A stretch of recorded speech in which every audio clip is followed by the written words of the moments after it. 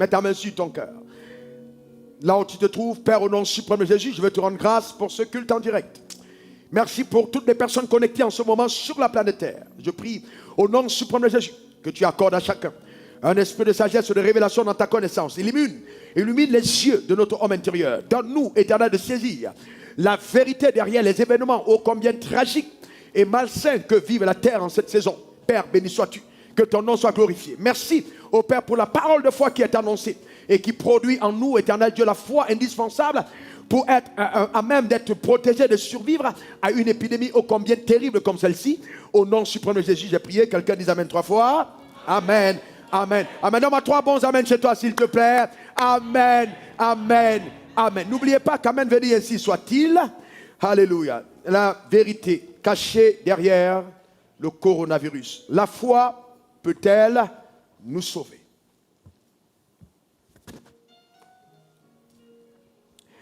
La Bible dit dans Romains 8, verset 28, que toute chose concourt pour le bien de ceux qui aiment Dieu, de ceux qui sont appelés selon son dessein. La Bible a vraiment dit toute chose. Ça veut dire quel que soit ce que nous traversons dans la vie, les épreuves, les calamités, les pestes, les persécutions, les outrages, la Bible dit toutes choses concourent pour le bien de ceux qui aiment Dieu et qui sont appelés selon ses desseins. Et je voudrais vous dire ceci, frères et sœurs. Le coronavirus ne pouvait pas sévir sur la terre comme c'est en train de sévir maintenant si Dieu ne l'avait pas permis. Est-ce que je suis en train de dire que c'est Dieu qui envoie le coronavirus contre les hommes? Non. Non. Non, non. Mais en un certain moment, les hommes se rebellant de Dieu et les hommes vivant comme ils veulent, Dieu peut décider de dire ok, comme c'est ce que vous aimez, je laisse faire. Mais entre-temps, il laisse faire le diable, il peut laisser faire les hommes manipulés par le diable, eh bien, mais derrière, il a quand même un regard sur la terre, parce que sur la terre, il a ses enfants, il a des élus. Ce n'est pas Dieu qui est l'auteur du coronavirus, c'est sûrement le diable. Certaines personnes parlent de manipulation génétique, mais ces manipulations génétiques sont faites par des personnes qui sont habitées par des démons. Et donc derrière ces personnes, c'est le diable qui est derrière. Eh bien oui, vous devez comprendre que quand le diable veut agir, il passe par ses agents. Quand Dieu veut agir, il passe par ses agents. Chaque personne sur terre appartient à un des deux camps. En tout cas, en ce qui me concerne, j'appartiens au camp de Dieu. Et c'est pour ça que Dieu a décidé d'agir et il va passer par moi ce soir pour agir en faveur justement des siens. Donne-moi le meilleur des amens. Mais aussi agir en faveur de ceux qui auront la sagesse et l'intelligence de se confier en lui. Donc Dieu a été informé de ce qui est arrivé et de ce qui est en train de se faire.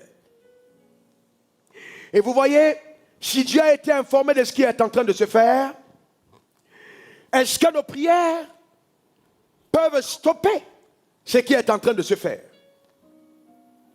Est-ce que nous pouvons nous tenir? Et c'est très bien parce que nous sommes dans une dynamique de prière extraordinaire, j'en parlerai tout à l'heure. Est-ce que nos prières sont à même de stopper cette pandémie? Je vous donnerai la réponse tout de suite.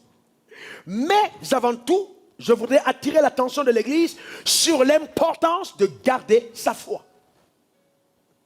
Hébreux 11, verset 7. C'est par la foi que Noé, divinement averti, construisit l'arche. Noé a construit l'arche par la foi. Quand le déluge est arrivé, d'accord, au temps de Noé, est-ce que beaucoup de personnes sont mortes, frères et sœurs? Oui. Est-ce que beaucoup de personnes périssent? Oui. La terre a été détruite. Mais est-ce que Noé est mort? Non. Mais qu'est-ce qui a préservé Noé? C'était l'arche ou c'était la foi de Noé? C'était la foi de Noé. Parce que si l'arche n'avait pas été bâtie par la foi, cette arche aurait succombé au déluge. Ce qui a protégé l'arche, c'était la foi qui était l'initiatrice justement de l'arche qui était bâtie par Noé. Et donc c'est très important dans une saison comme celle-ci de garder sa foi. Parce que la foi est le seul bouclier capable de nous préserver contre les calamités. Que ce soit les calamités qui ont été envoyées par l'enfer, même contre les calamités qui sont des jugements de Dieu. La foi nous garde. La foi nous protège. Et la foi nous garde. Hébreux 11, verset 28. C'est par la foi qu'il fit l'aspersion du sang, afin que l'exterminateur ne touchât pas au premier-né des Israélites. Alors nous disons oui, Moïse a mis le sang sur les deux poteaux et sur les linteaux, et puis le sang les a protégés. Mais je vais vous dire une chose, ce qui a protégé les enfants d'Israël, ce n'était pas seulement le sang qui était là, mais c'était la foi qui était derrière le sang qui était appliqué sur les deux poteaux et sur les linteaux. C'est-à-dire que si cet acte n'était pas posé par la foi, il n'y aurait pas eu de protection. Donc, c'est important de respecter toutes les mesures, de garder la distance, de laver les mains, d'avoir des cache-nez. C'est très important. Mais je veux avertir l'Église sur la planète Terre, votre foi vous gardera au nom suprême de Jésus. Ta manière de dire Amen chez toi m'embête.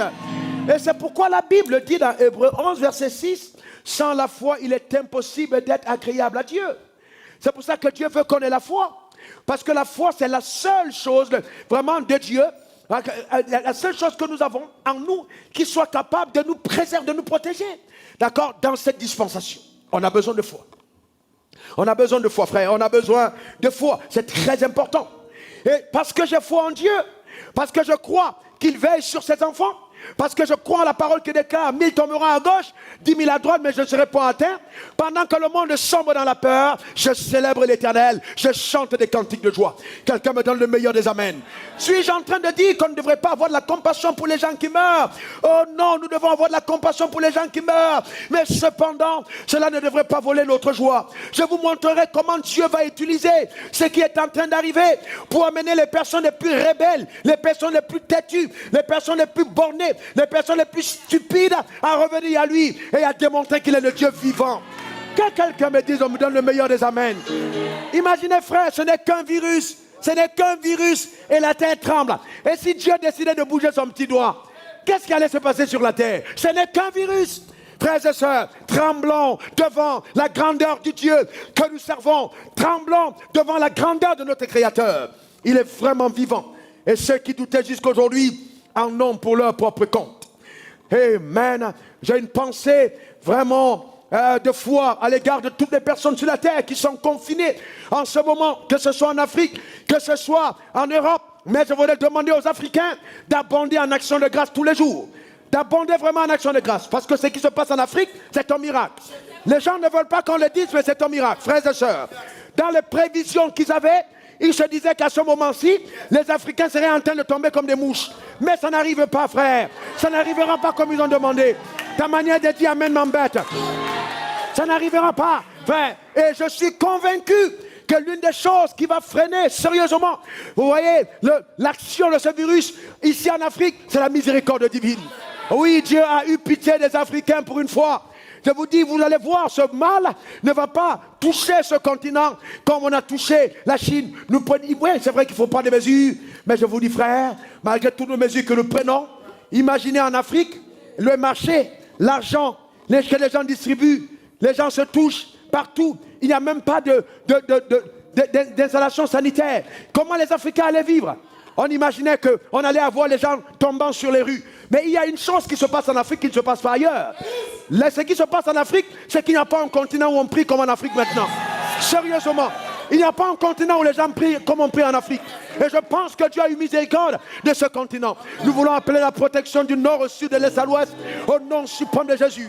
Et en même temps, avoir une pensée pour ceux qui sont touchés et affligés dans d'autres continents. Rendons grâce à Dieu pour sa miséricorde. En Afrique, rendons grâce à Dieu. Nos gouvernants font ce qu'ils peuvent. Mais je vous garantis, toutes les mesures ne pourraient rien faire si ce virus commençait à agir, à sévir, comme il a sévi en Chine ou comme il est en train de sévir en Italie. Amen. Nous rendons grâce à Dieu. Et c'est pourquoi je pense que nous devons davantage impliquer l'Église dans la résolution drastique de ce fléau. Amen. Afin que par nos prières ferventes, je vous montrerai comment on puisse être à même d'éradiquer ce mal. Amen. Et préserver les saints. Quelqu'un dise encore Amen. Quelqu'un dise Amen. Eh bien, c'est important, frère. Vous voyez, vous savez, beaucoup de personnes pensent que dans cette saison, ouais, il faut qu'on prie beaucoup. Mais je vais vous dire quelque chose qui est choquant. C'est vrai, il faut qu'on prie beaucoup. La Bible dit prier sans cesse. 1 Thessaloniciens verset 17, prier sans cesse. C'est ce que la Bible dit. 1 Timothée 2 verset 8, je veux que les hommes prient en tout lieu, en élevant des mains pures, sans colère, ni mauvaise pensée. Donc Dieu a toujours voulu que les gens prient, même si les croyants n'aiment pas prier, et qu'ils aiment plutôt chanter quand ils sont bénis, et ils prient quand ils ont des problèmes. Au moins le coronavirus a réveillé l'esprit de prière. Mais je vais aller plus loin, frères et sœurs. Attention, cette mobilisation de prière est très importante. Il faut qu'on prie. Cependant, frères et sœurs, la prière ne préservera personne si elle n'est pas associée à la foi. Je reprends. La prière ne préservera personne si elle n'est pas associée à la foi. Les bouddhistes prient. Les musulmans prient. Les hindouistes prient. D'accord? Et certains, ils prient même plus que nous. Mais les prières ne sont pas exaucées. Parce que derrière, il n'y a pas la foi. Même la prière des saints ne peut être exaucée que s'il y a la foi.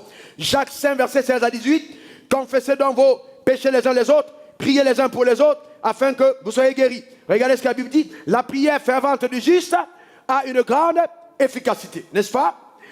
Continuons. Et ce que la Bible dit. Élie était un homme de la même nature que nous. Il priait avec instance pour qu'il ne plût point.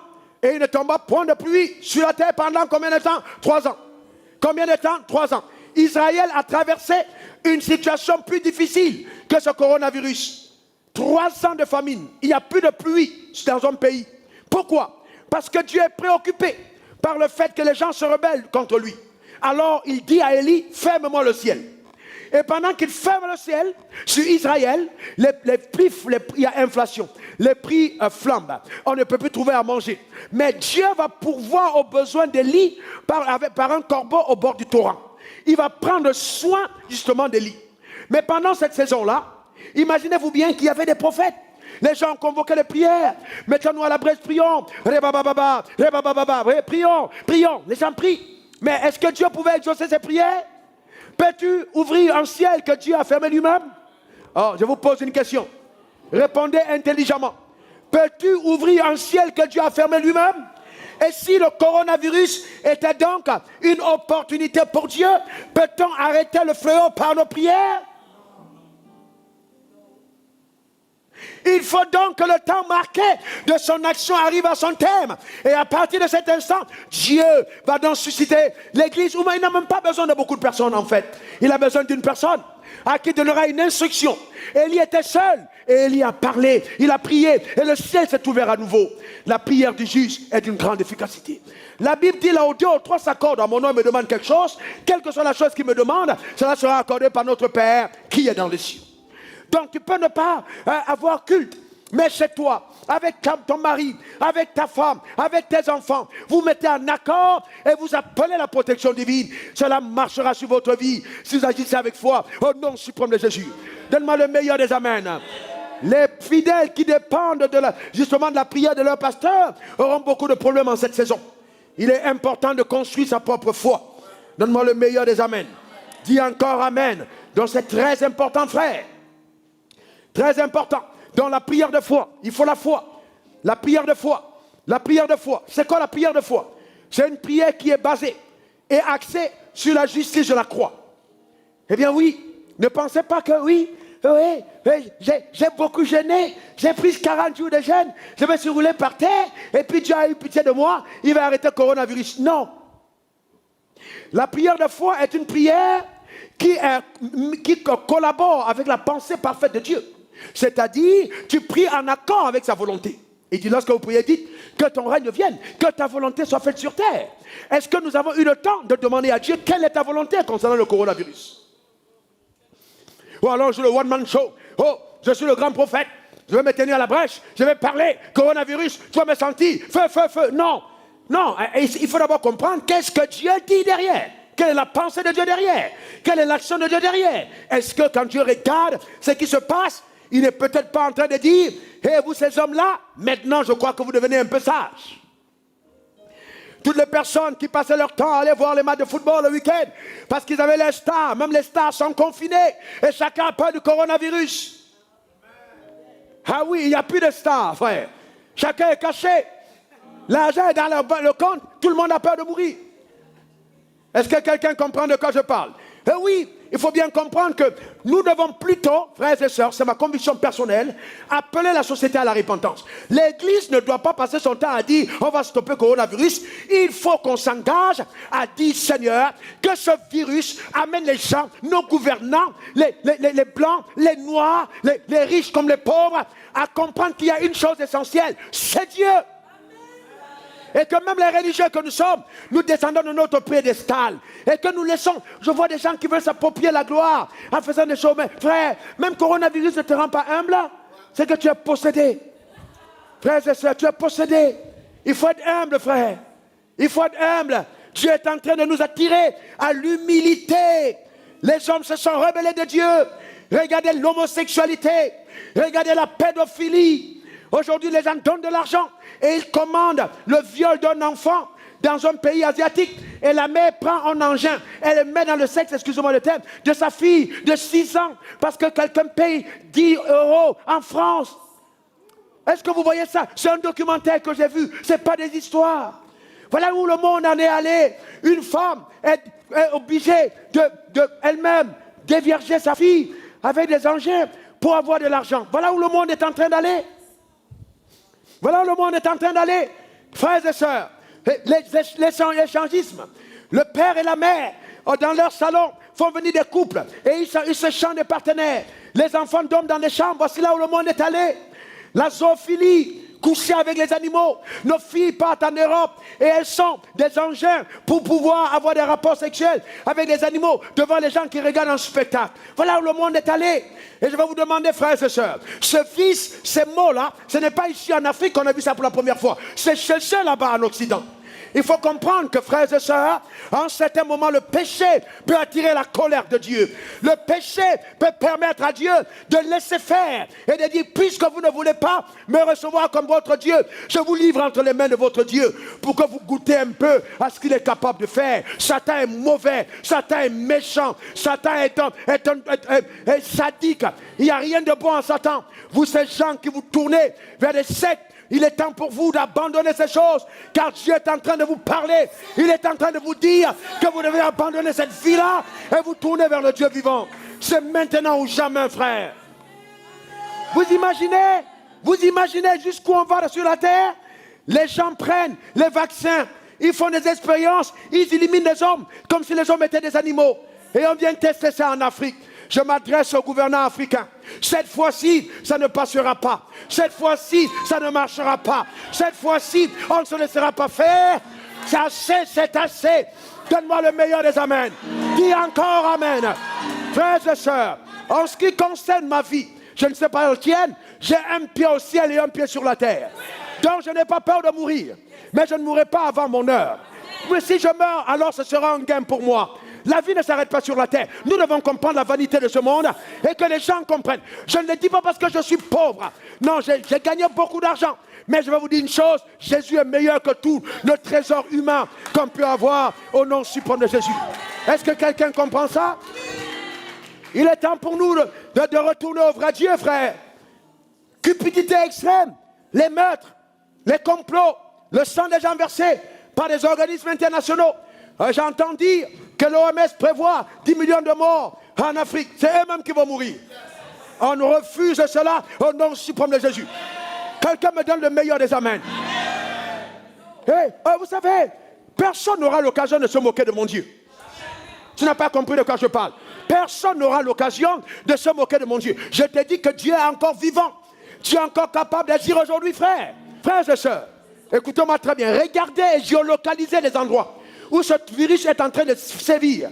Vous allez vous rendre compte qu'il y a un équilibre entre cette façon d'agir et la floraison du péché. Amen, c'est incroyable, frère. Qu'est-ce que le monde devient? Les gens naissent tous nus et après, ah non, on est supérieur aux autres. On va construire une barrière, les gens ne vont plus entrer chez nous. Et puis après, quand tu meurs, tu es 1 mètre sur terre. À quoi ça sert? Les gens devaient revenir à Dieu. Il est temps de revenir à Dieu. Tout est vanité et poursuite du vent. Il est temps de revenir à Dieu. C'est important. Et nous voulons rendre grâce à Dieu. Parce que si toutes choses concourent bien de ceux qui aiment Dieu, au moins, tous les hommes qui avaient des maîtresses, chez qui ils allaient dormir, ils peuvent au moins rester à la maison. Donc ça fait une sanctification obligée. D'accord? Ils sont chez eux obligés. D'accord? Est-ce que vous comprenez? Ouais. Les femmes qui célébraient quand le mari est sorti, elle aussi, elle dit, ah, toi tu es parti, le voisin arrive. Donc, tout le monde est obligé. Vous vous regardez, mais vous comprenez pourquoi vous êtes ensemble. Vous êtes obligés d'être ensemble.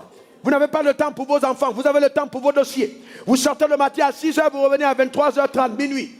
Souvent, vous ne revenez même pas, parce que vous êtes en train de poursuivre le blé.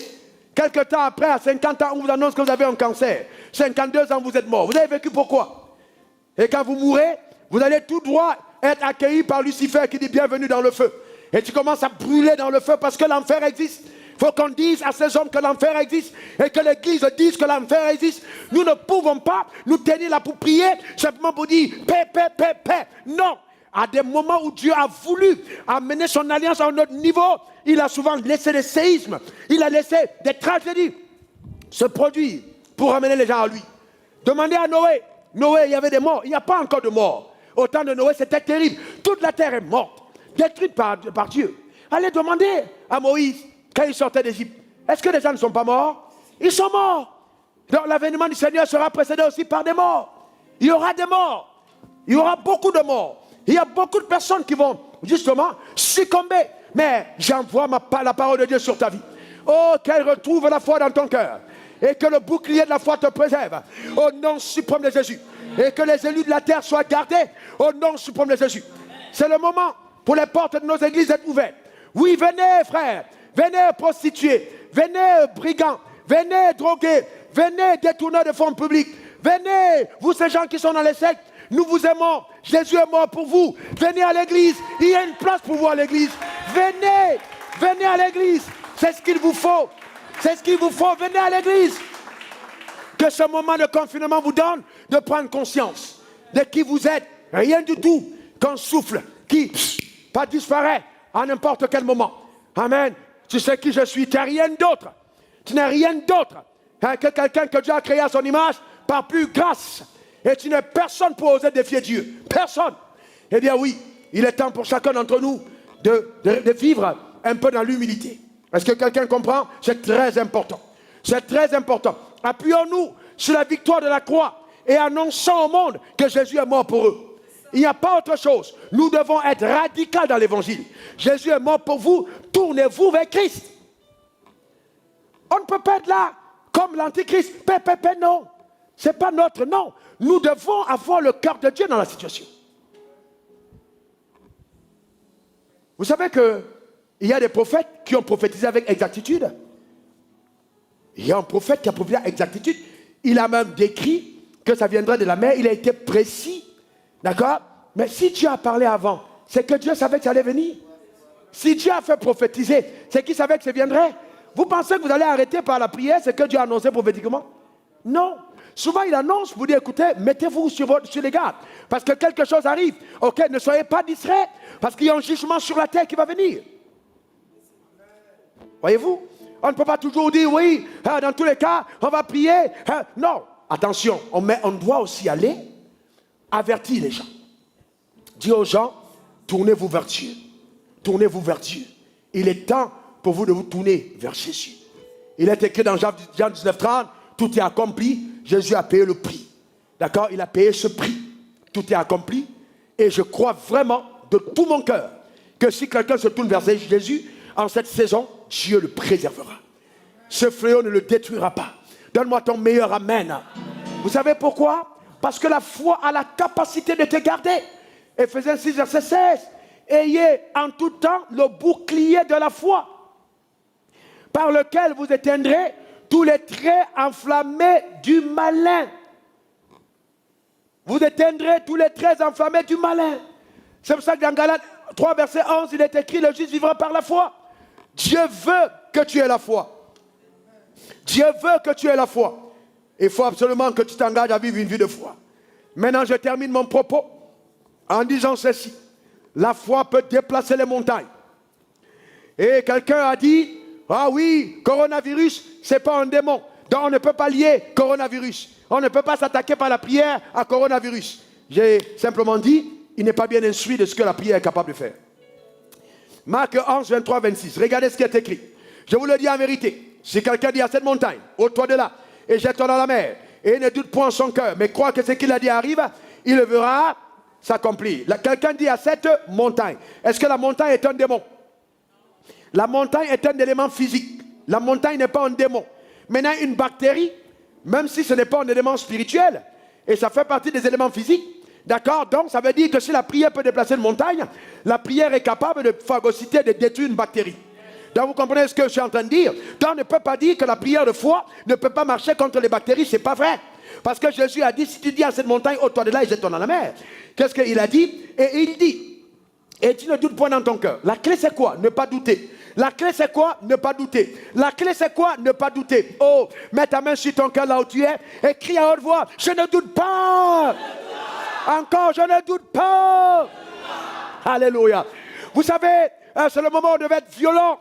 Vous savez, quand vous levez le matin, peut-être que tu as peut-être une articulation, tu as mal dormi, et le diable commence à te dire, coronavirus. Tu dois être nerveux en disant, en ce qui me concerne, par les meurtrissures de Christ, je suis en bonne santé. Donne-moi le meilleur des amens. Dis encore amen. Nous ne parlons pas d'un discours intellectuel, nous parlons d'un discours spirituel. D'accord? Où l'affirmation de ta bouche va évacuer toute tentative de contamination dans ton corps. Dans le nom suprême de Jésus. Où la puissance de Dieu va envahir toutes les parties de ton être. Même si le virus arrivait à entrer en contact avec ton corps, il va vite faire des déménager en disant, hey, il y a corps et corps, je m'en vais. Ce que j'ai vu ici, c'est autre chose. Quelqu'un me donne le meilleur des amens. Que cela soit ton partage. Que cela soit ta portion. Vous voyez, quand je le dis, il y a des gens qui regardent en direct et disent, ouais, regardez-moi ces illuminés là. Ouais, frères et sœurs, je suis en train de vous dire la vérité. N'est-ce pas par la même fois que Moïse a ouvert la mer rouge? C'est pas par la foi qu'il a ouvert la mer rouge? Et le peuple d'Israël n'a pas traversé comme étant marchant à sec. Donc si ce Dieu-là est capable d'utiliser un homme qui a un bâton, et que l'homme avait un bâton, voilà la mer rouge s'ouvrir devant lui, et il fait sortir un peuple qui était en captivité. Ce Dieu-là, qu'est-ce qu'il n'est pas capable de faire? N'est-ce pas ce même Dieu qui dans le désert a nourri nos pères avec la manne et la caille? Où sommes-nous passés aujourd'hui? Pourquoi tant d'incrédulité à l'égard de Dieu? Dieu est encore capable d'agir. Si nous croyons qu'il est le même aujourd'hui éternellement, alors il continuera d'agir aujourd'hui. Donc le plus important, c'est d'avoir une totale confiance en lui. D'accord? C'est très important. Donc avec ta foi, parle à la montagne. Avec ta foi, parle au corona. Avec ta foi, parle à cette pandémie. Amen. Et puis surtout, au niveau personnel, préserve ta vie, préserve celle de ta famille, préserve, ok, c'est très important. Et de deux, avertis les gens qui sont tout autour, avertissons les gens de la vaine manière de vivre. Prions aussi pour nos leaders, afin qu'ils trouvent, dans un moment de confusion comme celui-ci, justement, la sagesse adéquate pour prendre de bonnes décisions. Afin que nous ne prenions pas des décisions qui soient simplement calquées sur le modèle européen, car nous n'avons pas les mêmes compétences, nous n'avons pas les mêmes réalités, nous n'avons pas justement les mêmes réalités en fait. Donc c'est important vraiment que nous puissions prier. Dans ce sens, nos prières sont importantes, mais il faut que ce soit des prières de foi, des prières vraiment axées sur la foi et la confiance en Dieu. Que Dieu bénisse ta vie, que Dieu bénisse ton être, au nom suprême de Jésus. Il est écrit, et je prie pour tous ceux qui sont connectés, il est écrit dans le nom suprême de Jésus que toutes choses concourent au bien de ceux qui aiment Dieu. Alors je décrète, déclare et établis sur ta vie, parce que tu aimes Dieu, cette crise, cette situation honteuse que le monde traverse, cette pandémie qui frappe la terre, je décrète et déclare et établis que la protection divine sera pleinement ta portion, au nom suprême de Jésus. Je prie que cette pandémie aille jusqu'à son terme voulu par Dieu et accomplisse la plénitude de ses œuvres, afin que les hommes qui étaient orgueilleux, les hommes qui étaient rebelles, les hommes qui vivaient comme si Dieu n'existait pas, les hommes qui ont mis des idoles et qui ont remplacé Dieu par ces idoles, puissent se rendre compte de la vanité de la vie et se tourner avec humilité vers le Dieu vivant. Je prie que dans cette occasion extraordinaire que le monde a, que Dieu puisse par son esprit amener le maximum de personnes au salut, au nom suprême de Jésus. Et que ceux qui hier encore se moquaient de l'Église, ceux qui hier encore se moquaient de notre foi, se rendent compte qu'effectivement, si nous sommes préservés, si nous sommes gardés, c'est parce qu'il y a quelque part, il y a une église, il y a des élus, il y a le sel de la terre, il y a la lumière du monde qui est là et qui permet à la préservation d'être la portion de plusieurs au nom suprême de Jésus. Et que quelqu'un dise Amen 3 fois. Amen, Amen, Amen. Que Dieu te bénisse abondamment. Que Dieu te bénisse abondamment. Maintenant, si tu vas bien, tu es connecté en direct. Tu as peut-être été coopté par les sectes. Tu as peut-être été coopté par plein d'autres choses. Hein, et tu menais une vie terrible. Tu écoutes la parole et tu te dis vraiment, cet homme a raison. Je dois me tourner vers Dieu. Je ne peux plus continuer de mettre des idoles devant Dieu. Je dois vraiment me tourner vers Dieu. Alors je vais t'aider à faire cette prière. Cette prière va t'aider. Elle va t'aider profondément. Elle va t'aider à te réconcilier avec Dieu. Et tu vas avoir une paix qui surpasse toute intelligence. Tu vas avoir une joie inimaginable. Tu vas découvrir la vie qu'on ne peut découvrir que quand on a reçu Jésus. Elle va changer radicalement ton être. Je te garantis. Tu ne seras plus comme des personnes qui, justement, promènent de regards inquiets dans cette dispensation, qui paniquent quand ils entendent parler de coronavirus. Tu auras la paix, justement, que moi j'ai en ce moment précis, la joie de l'Éternel qui est en moi, que seul le Saint-Esprit est capable d'accorder à ceux qui se confient en lui. Répète après moi ces prières. Seigneur Jésus, j'ai entendu ta parole. Mon cœur est profondément touché. J'ouvre mon cœur à la vérité. Je demande pardon pour mes péchés. Seigneur Jésus, que ton sang me lave, que ton sang me purifie. Mon Père, mon Créateur, reçois-moi dans ta maison, au nom suprême de Jésus. Fais de moi ton enfant. Change mon cœur de pierre. Donne-moi un cœur nouveau. Donne-moi de revaloriser la vie, de voir les choses différemment, de ne plus accorder de l'importance à ce qui n'en mérite pas. Qu'il en soit ainsi, au nom suprême de Jésus. Amen, amen, amen. Que Dieu te bénisse abondamment et que sa grâce soit ta portion davantage au nom de Jésus. Amen, amen, amen.